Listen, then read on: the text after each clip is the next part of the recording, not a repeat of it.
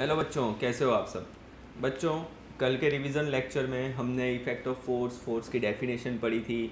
Then after force को mathematically कैसे represent किया जाता है उसके बारे में डिस्कशन किया। देन आफ्टर हमने यूनिट्स ऑफ फोर्स पढ़े, okay, dyne, then after newton, then after हमने उन दोनों का रिलेशन पढ़ा कि 1 newton is equal to how many dyne, that is 10⁵ dyne. Okay, तो हमने ये सारी चीज़ों के बारे में कल डिस्कशन किया था। ठीक है बच्चों, आज के लेक्चर में हम लोग टाइप्स ऑफ फोर्स के बारे में डिस्कशन करेंगे, जो कि इम्पोर्टेंट टॉपिक है। ठीक है, तो बच्चों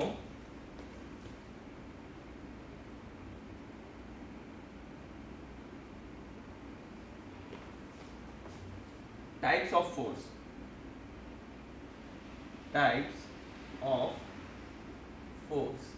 ठीक है। तो बच्चों टाइप्स ऑफ फोर्स क्या क्या हैं, ठीक है, चलो उसके बारे में डिस्कशन करते हैं।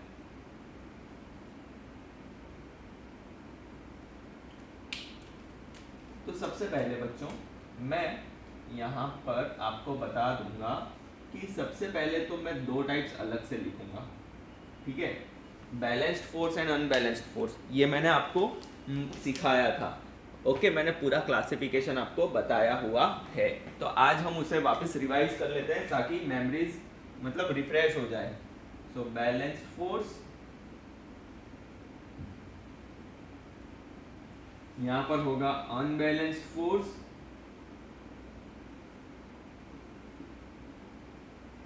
ठीक है। चलो balanced force, unbalanced force. Then after बच्चों एक और क्लासिफिकेशन हमने किया हुआ था, याद होगा आपको, contact force and non contact force, ठीक है। कांटेक्ट फोर्स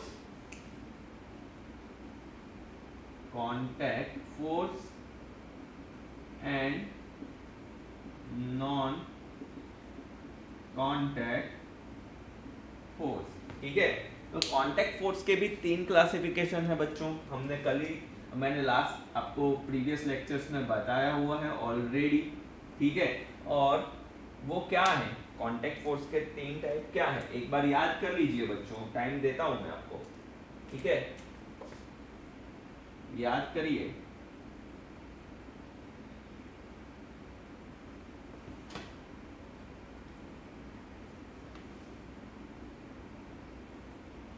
चलो बता ही देता हूं। पहला है नॉर्मल फोर्स, आपको याद होगा बच्चों, normal force. Then after friction force, then after कौन सा फोर्स बाकी रहा बच्चों, याद करो, मस्कुलर फोर्स, ठीक है। तो ये 3 टाइप हैं कांटेक्ट फोर्स के। कितने टाइप हैं? 3 टाइप हैं, normal, friction and muscular force, ठीक है। तो इसे हम लोग डब्बा बना देते हैं इसका भी,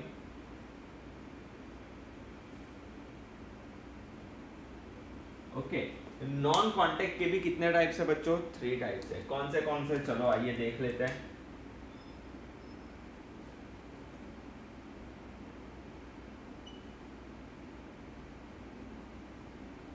चलो, तो सबसे पहले मैं लिखूंगा बच्चों ग्रेविटेशनल फोर्स, ठीक है, याद होगा आपको, ग्रेविटेशनल फोर्स, मैग्नेटिक फोर्स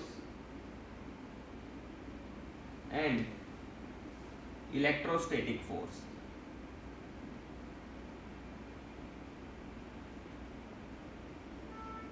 ठीक है। तो याद आ गया होगा आपको बच्चों कौन से फोर्स है नॉन कांटेक्ट वाले, gravitational force, magnetic force, electrostatic force, ठीक है। चलो, तो बच्चों अब हम 1 बाय 1 सारी चीजों को डिस्कस कर लेते हैं। तो सबसे पहले आता है balanced force and unbalanced force को हम लोग क्लियर कर लेते हैं। तो सपोज करो बच्चों कि एक ऑब्जेक्ट है, एक सरफेस है, उसके ऊपर मैंने एक ऑब्जेक्ट को प्लेस किया हुआ है, ठीक है। अब बच्चों मैं क्या कर रहा हूँ, इस ऑब्जेक्ट पर फोर्स लगा रहा हूँ, ठीक है, यहाँ पर फोर्स लगा रहा हूँ। कौन सा फोर्स? F1, ठीक है। कौन सा फोर्स लगा रहा हूँ? F1। तो बच्चों उसके अपोजिट में एक और फोर्स लगा रहा हूँ, F2। अब दोनों की वैल्यू सेम है, बट डायरेक्शन कैसी है, अपोजिट है। तो मुझे बताओ क्या ऑब्जेक्ट मूव होगा, नहीं होगा, क्योंकि बैलेंस्ड फोर्स अप्लाई किया गया है दोनों साइड से। यहाँ पर भी फोर्स की अमाउंट सेम है, यहाँ पर भी फोर्स की अमाउंट सेम है, दोनों एक दूसरे की मैग्नीट्यूड को कैंसिल कर देते हैं, तो ऑब्जेक्ट मूव नहीं होगा। ऑब्जेक्ट मूव नहीं होगा इसका मतलब कि ऑब्जेक्ट किस में है, बैलेंस्ड में है। तो हम कैसे डिफाइन करें इसे, व्हेन टू और more than two force is applied on any object and if the object is not changing its position, object अपनी पोजीशन को चेंज नहीं कर रहा है, तो गिवन फोर्स कौन सा होगा, बैलेंस फोर्स होगा। तो बैलेंस में तो सब रेस्ट में ही होता है ना, ओके, या तो यूनिफॉर्म मोशन या तो रेस्ट में होगा। जैसे कि मैं आपको बताता हूँ कि सपोज करो कि मैं किसी रोड पर ऐसे वॉक कर रहा हूँ, ठीक है, और मेरी यूनिफॉर्म मोशन है, ठीक है, यूनिफॉर्म मोशन मतलब कि मेरी वेलोसिटी सेम है, ठीक है, डिफरेंट टाइम पीरियड के लिए मेरी वेलोसिटी सेम है, तो मतलब कि जब तक कि कोई एक्स्ट्रा फोर्स अप्लाई नहीं किया जाएगा मेरी वेलोसिटी में चेंज नहीं होने वाला है, ठीक है। तो मतलब कि कौन सा फोर्स है, बैलेंस फोर्स, ऐसा समझ लो। मतलब कि जब किसी ऑब्जेक्ट पर फोर्स अप्लाई किया जाता है और ऑब्जेक्ट अपनी पोजीशन को चेंज नहीं कर रहा है इस केस में, तो applied force is a balanced force, okay. और there is no change in the uniform motion, तो कौन सा फोर्स होगा, बैलेंस्ड फोर्स। ये मैंने आपको बताया है। मैं दूसरा केस ले रहा हूं बच्चों, ठीक है, ये दूसरा केस है जिसमें कि मैं यहाँ पर फोर्स अप्लाई कर रहा हूँ और इसे एक सरफेस पर प्लेस किया गया है। फोर्स है F1, ठीक है, F1 फोर्स लगाया मैंने, ठीक है, और यहाँ पर लगाया F2 फोर्स। अब F1 ग्रेटर देन F2 है बच्चों, क्या है, F1 ग्रेटर देन F2, तो F1 की वैल्यू अगर ज़्यादा होगी तो ऑब्जेक्ट आगे मूव होगा। इसका मतलब कि when more than two force or when the force is applied to the object and object changes its position, या तो ऑब्जेक्ट अपनी स्टेट ऑफ रेस्ट को चेंज कर रहा है या तो स्टेट ऑफ यूनिफॉर्म मोशन को चेंज कर रहा है। मतलब कि या तो मोशन में है एंड फोर्स लगने की वजह से वो स्टॉप हो गया, या तो वो रेस्ट में है एंड मूव होने लगा। तो इस केस में अगर मैंने फोर्स लगाया है और ऑब्जेक्ट मूव होने लगा तो अप्लाइड फोर्स कैसा होगा, अनबैलेंस्ड होगा। कैसा होगा बच्चों, अनबैलेंस्ड होगा, ठीक है, ओके। और उसके बाद बच्चों मैंने एक और फोर्स पढ़ाया था आपको, रिजल्टेंट फोर्स। कौन सा, रिजल्टेंट फोर्स। तो मुझे एक बात बताओ, चलो मैं यहाँ पर ही बता देता हूँ। इस केस में मैंने F1 और F2 की वैल्यू कैसी ली थी, सेम, और दोनों की डायरेक्शन कैसी है, अपोजिट है। तो रिजल्टेंट फोर्स कैसे लिखेंगे, F1 minus F2, and F1 and F2 की वैल्यू, F1 एंड F2 की वैल्यू सेम है, तो F क्या होगा, 0, और F 0 होगा। इसका मतलब कि ऑब्जेक्ट रेस्ट में है, बैलेंस में है, ठीक है। अब इस केस में क्या होगा, चलो इसमें थोड़ा चेंज करता हूँ। यहाँ पर F1 फोर्स लगाया, यहाँ पर ऐसे ही F2 फोर्स लगाया, दोनों की डायरेक्शन सेम है, ठीक है।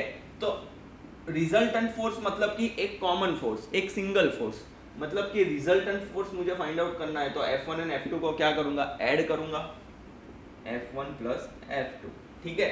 तो ये F क्या होगा, टोटल फोर्स, और you can say resultant force, ठीक है। इसे मैं कैसे रिप्रेजेंट कर सकता हूं, जैसे F1 F2 इंडिविजुअल किए थे, मेरे को यहाँ पर क्या करना होगा, देखो बच्चों, मुझे यहाँ पर क्या करना होगा, एक F सिंपल, मैंने दो फोर्स को रिप्रेजेंट करने की जगह पर एक रिजल्टेंट फोर्स से मैंने इसे डिनोट कर दिया। इसका मतलब क्या होगा, F is a resultant force, okay. F1 and F2 का कॉम्बिनेशन मतलब कि दोनों का एडिशन, और F दोनों की वैल्यू कैसी है, सेम है, बट मैंने इसे रिप्रेजेंट सिर्फ एक ही फोर्स से किया है, मतलब कि इसे हम कहेंगे resultant force. Is it clear. तो बच्चों balanced force, unbalanced force, resultant force recall हुआ होगा। अगर आपको पढ़ना वापस वही टॉपिक रिपीट करना है डिटेल में, तो मैंने ऑलरेडी आपको वीडियोस दिए हुए हैं, ठीक है, आप लिंक चेक करिएगा, ठीक है। और ना समझ में आया हो तो भी पूछना वापस, ठीक है, कोई दिक्कत की बात नहीं है। तो ये हो गया बच्चों balanced force and unbalanced force, ठीक है। चलो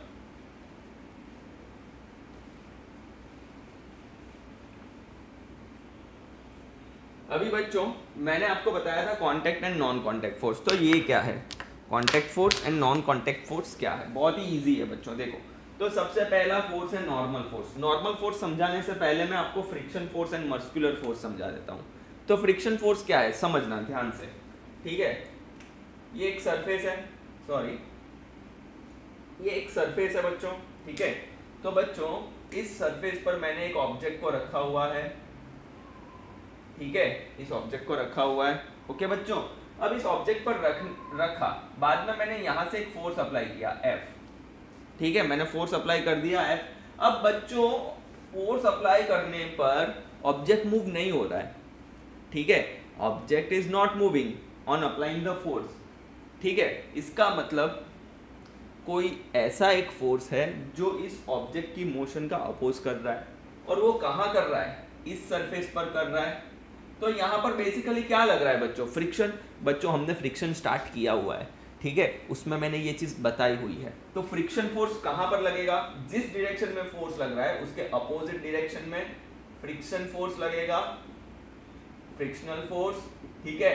तो जब तक आप इस फ्रिक्शन फोर्स से ज्यादा फोर्स नहीं लगाओगे तब तक ये ऑब्जेक्ट मूव नहीं होगा, ठीक है। इवन फ्रिक्शन फोर्स मैं आपको बताता हूँ, फ्रिक्शन फोर्स की वजह से ही क्या सिंपल है, देखो ऑब्जेक्ट आगे जा रहा है, ठीक है, बट फ्रिक्शन फोर्स क्या कर रहा है, उस ऑब्जेक्ट को आगे नहीं बढ़ने दे रहा है। और एग्जाम्पल दे रहा हूं मैं बच्चों आपको, फ्रिक्शन फोर्स की ही वजह से हम लोग ब्रेक इजीली लगा पाते हैं, तभी तो आपकी गाड़ी रुकेगी, क्योंकि इसके आपके टू व्हीलर जिस डायरेक्शन में जा रही है बच्चों, उसके ही अपोजिट डायरेक्शन में क्या लग रहा है, फ्रिक्शन फोर्स लग रहा है, और उसी फ्रिक्शन फोर्स की वजह से क्या हो रहा है, आपका ऑब्जेक्ट रेस्ट में आ रहा है। तो ये रहा friction force, is it clear. Muscular force की बात कर रहा हूँ, किसी भी ऑब्जेक्ट को मूव करने के लिए, लाइक टेबल, चेयर, जो भी हो, इसे मूव करने के लिए आप खुद के मसल्स का यूज करते हो, you can say muscular force, ठीक है, ओके। लाइक अगर समझो कि आपके घर में एक बड़ा टेबल है, आपको एक जगह से दूसरी जगह ले जाना है टेबल को, तो आप जोर से धक्का मारोगे, ठीक है, आप you are using your own muscles, okay, तो आप उसे मस्कुलर फोर्स कहते हो। मस्कुलर फोर्स को आप मैकेनिकल फोर्स भी कह सकते हो, क्या कह सकते हो बच्चों, मैकेनिकल फोर्स। तो मैं यहां पर लिख देता हूं मैकेनिकल फोर्स, ठीक है बच्चों। चलो अभी हम बात करेंगे नॉर्मल फोर्स के बारे में। तो नॉर्मल फोर्स क्या है, तो ये भी मैंने आपको बताया हुआ है बच्चों। सपोज करो ये एक सरफेस है, ठीक है, इस सरफेस के ऊपर मैं एक बुक, मतलब समझो कि ये टेबल की सरफेस है, ऐसा समझ लो। इस टेबल की सरफेस पर मैंने एक बुक को रखा हुआ है, ठीक है। तो इस बुक को मैंने रखा हुआ है, तो बुक क्यों इस टेबल पर है, बिकॉज ऑफ इट्स वेट, ठीक है, उसके वेट की वजह से है।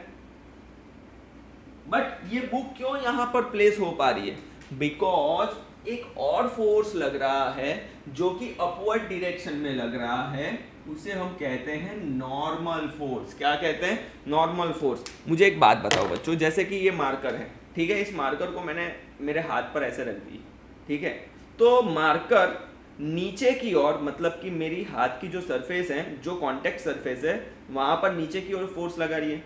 बट ये मार्कर यहां पर क्यों प्लेस हो पा रही है, क्योंकि ऊपर की ओर भी कौन सा फोर्स लग रहा है, नॉर्मल फोर्स लग रहा है। तो देखो ये बुक यहाँ पर पड़ी हुई है, तो नीचे तो वेट की वजह से नीचे की ओर डाउनवर्ड फोर्स लग रहा है, बट ये बुक इसीलिए यहाँ पर स्टेबल है क्योंकि यहाँ से एक ऊपर की ओर एक फोर्स लग रहा है, नॉर्मल फोर्स कहते हैं हम इसे। क्या कहते हैं, नॉर्मल फोर्स। मुझे एक बात बताओ, यही बुक हम लोग पानी की सरफेस पर रख दे तो क्या होगा, क्या वो स्टेबल रह पाएगी, नहीं, क्यों, नॉर्मल फोर्स लग ही नहीं पा रहा है, ठीक है, ओके। डाउनवर्ड फोर्स तो लग रहा है पर नॉर्मल फोर्स नहीं लग पा रहा है, ऐसा समझो आप। तो नॉर्मल फोर्स भी बच्चों आपको समझ में आया होगा, मैंने डिटेल में आपको बताया हुआ है। ये रिवीजन लेक्चर है तो इसमें थोड़ा हम लोग फास्ट जाएंगे। अगर नहीं समझ में आया तो आप डिटेल लेक्चर भी देख सकते हो, वहां पर भी समझ में नहीं आया तो आप मुझे कांटेक्ट भी कर सकते हो, ठीक है। चलो, तो बच्चों इन तीनों एग्जांपल्स में एक चीज कॉमन थी, मैंने वो आपको नहीं बताई है। वो कॉमन ये था कि दो ऑब्जेक्ट एक दूसरे के कांटेक्ट में थे। जैसे कि मैंने आपको नॉर्मल फोर्स बताया, तो बुक एंड टेबल की सरफेस एक दूसरे के कांटेक्ट में थे। मैंने आपको फ्रिक्शन फोर्स बताया, तो फ्रिक्शन फोर्स में ये ब्लॉक और ये सरफेस एक दूसरे के कांटेक्ट में थे, ठीक है। मैंने आपको मस्कुलर फोर्स बताया, अगर आपको टेबल को एक जगह से दूसरी ओर ले जाना है तो आपको क्या करना पड़ेगा, उस टेबल को टच करके जोर से धक्का लगाना पड़ेगा। तो दो ऑब्जेक्ट एक दूसरे के कांटेक्ट में है। सो जहां पर दो ऑब्जेक्ट एक दूसरे के कांटेक्ट में आते हैं वहां पर जो फोर्स लगेगा वो होगा आपका कांटेक्ट फोर्स, और वो हमने डिस्कस कर लिया है, normal force, friction force and muscular force. Is it clear बेटा। चलो non contact force. Non contact force मतलब वर्ड से ही सब सजेस्ट हो रहा है कि कांटेक्ट नहीं हो रहा है इस फोर्स में। तो सिंपल है, सबसे पहला ग्रेविटेशनल फोर्स सिंपल बता देता हूँ बच्चों, डिटेल में नहीं जा रहे हैं अभी। मार्कर है, मार्कर डायरेक्ट कहाँ जा रही है, अगर मैं इसे फ्री फॉल ऐसे छोड़ देता हूँ, मार्कर कहाँ जा रही है, marker will go downwards direction. Why? Because earth attracts the marker towards it. Okay, किसी भी ऑब्जेक्ट को अर्थ अपनी ओर अट्रैक्ट करके रखता है। जैसे कि हम हैं, हम कैसे यहाँ पर खड़े रह पा रहे हैं सरफेस पर, जमीन पर क्यों खड़े रह पा रहे हैं, क्योंकि हमें वो अट्रैक्ट कर रही है। क्या कर रही है? अट्रैक्ट कर रही है। सो वो किसकी वजह से है? ग्रेविटेशनल फोर्स है। क्या है बच्चों? ग्रेविटेशनल फोर्स है। किसी भी स्टोन को, मार्कर को ऐसे आप फ्री फॉल करवा दो, वो सीधी की सीधी नीचे ही जाएगी। क्यों? क्योंकि अर्थ attracts all the object towards it's and, okay, towards it. तो बच्चों ये हुआ ग्रेविटेशनल फोर्स, ठीक है, ओके। मुझे एक बात बताओ, मून मूव होती है अराउंड द अर्थ, क्यों? ग्रेविटेशनल फोर्स की वजह से, ठीक है। तो ये है ग्रेविटेशनल फोर्स। मैं बात करूंगा मैग्नेटिक फोर्स के बारे में। मैग्नेटिक फोर्स क्या है बच्चों? मुझे एक बात बताओ, सिंपल आयन नेल्स ले लो, आप आयन नेल्स ले लो, उसके पास में मैग्नेट को ले जाओ, मैग्नेट को पास में अगर आप ले जाओगे तो आयन नेल्स ऑटोमेटिकली क्या हो जाएगी? अट्रैक्ट हो जाएगी। तो क्या आयन नेल्स से कांटेक्ट करवाना पड़ा मैग्नेट को? नहीं। अगर आप मैग्नेट को सिर्फ उसके पास भी ले जाओगे तो वो अट्रैक्ट हो जाएगी। तो बेसिकली वो कौन सा फोर्स लगा रही है? मैग्नेटिक फोर्स लगा रही है, ठीक है। Last one is a electrostatic force. बच्चों मैंने आपको एक एग्जांपल दिया था, अगर आपके घर पर कॉम्ब है, कॉम्ब तो होगा ही ना, अगर क्या बोल रहा हूँ मैं अभी, ठीक है, होगा ही प्लास्टिक कॉम्ब। प्लास्टिक कॉम्ब से आप आपके ड्राई हेयर को कॉम्ब करिए, ठीक है, कॉम्बिंग करिए। कॉम्बिंग करने के बाद आप क्या करना है, एक छोटा सा पीस ऑफ पेपर लेना, ठीक है, उससे उसके पास आपके कॉम्ब को ले जाना, तो वो पेपर क्या हो जाएगा? अट्रैक्ट होगा। किससे? कॉम्ब से। तो ऐसा क्यों होता है? इलेक्ट्रोस्टैटिक फोर्स से, because there is a charge is developed on the comb, ठीक है। तो क्यों हुआ? क्योंकि आपने कॉम्बिंग किया। किससे? ड्राई हेयर से किया, okay, dry hair, not, I am not talking about oily hair, I am talking about dry hair. तो जब आप कॉम्बिंग करते हो उसकी वजह से चार्ज डेवलप होता है। किस पर? कॉम्ब पर। और उस चार्ज की वजह से छोटा सा पीस ऑफ पेपर अट्रैक्ट होता है। तो ये जो फोर्स लग रहा है उसे हम कहते हैं इलेक्ट्रोस्टैटिक फोर्स। क्या कहते हैं बच्चों? Electrostatic force. तो बच्चों मैंने आपको टाइप्स ऑफ फोर्स बता दिए, balance force, unbalance force, contact force, non contact force. We can classify contact force as normal, friction and muscular force, okay, then after we can classify non-contact force as gravitational force, magnetic force and electrostatic force. gravitational force हम ऐसा भी कह सकते हैं कि gravitational force object के wait की वजह से लग रहा है। ऑब्जेक्ट का वेट भी होगा और अर्थ उसे अपनी ओर खींच रहा है। क्यों? ग्रेविटेशनल फोर्स की वजह से, ठीक है बच्चों। तो आज के रिवीजन लेक्चर में हमने टाइप्स ऑफ फोर्स का पूरा क्लासिफिकेशन कर दिया। ये ऑलरेडी मैंने आपको एक्चुअल रियल क्लास में लिखवाया है और डेप्थ में भी समझाया है, ठीक है बच्चों। तो आई होप आपको सारी चीज़ें, पुरानी चीज़ें रिफ्रेश हो गई होगी, ओके। अगर कोई डाउट आ रहा है तो you can ask me, you can contact me, ठीक है। तो आज के लिए इतना ही, ओके। अगर कोई डाउट हो तो कॉल करिएगा, कॉन्टेक्ट करिएगा। थैंक यू, जय हिंद।